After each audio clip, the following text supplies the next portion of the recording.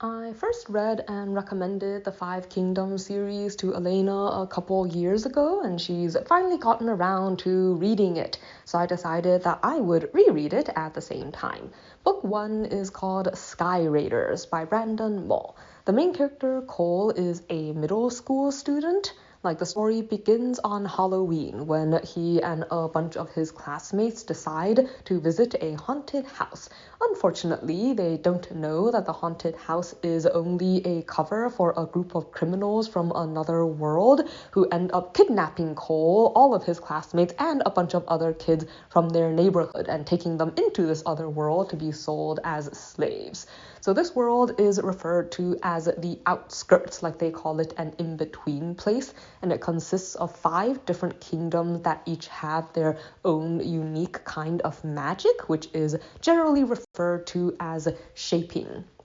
But Cole himself is sold to a group of scavengers referred to as the Sky Raiders. So basically what they do is they investigate and collect treasure from these islands that appear out of a cloud wall at the edge of the world. These islands can, anything you can imagine they can be. Cole saw one that's looks like it's all made of styrofoam taped together, and there's islands with, candy gardens or weird monsters, but they also often contain valuable treasure, magical artifacts and stuff that people will pay a great deal for.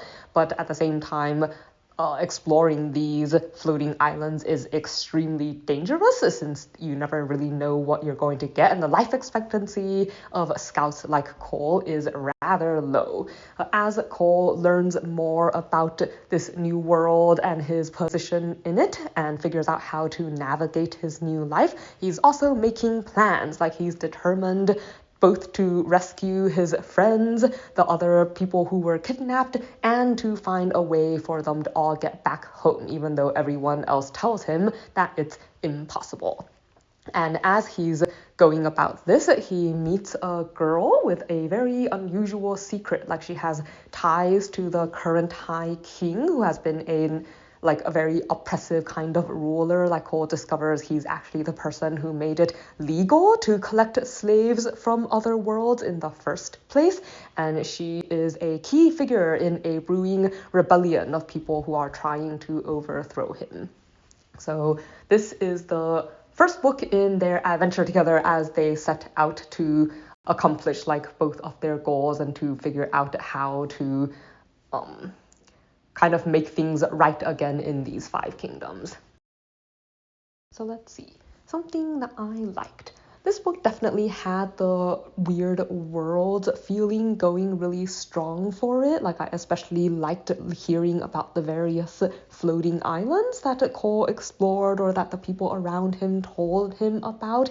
So much of it is it's almost video game-like, but it takes it seriously enough that it feels like an actual world, even though you're encountering things like lakes of milk with giant cookies floating in them, or this quilted pig that someone made that, helped ferry them from place to place. So it was kind of fun just to hear what kind of bizarre thing Cole was going to encounter next. And it helped that he was the kind of more level-headed, resourceful kind of person who adapted pretty quickly, I guess, to these really strange circumstances.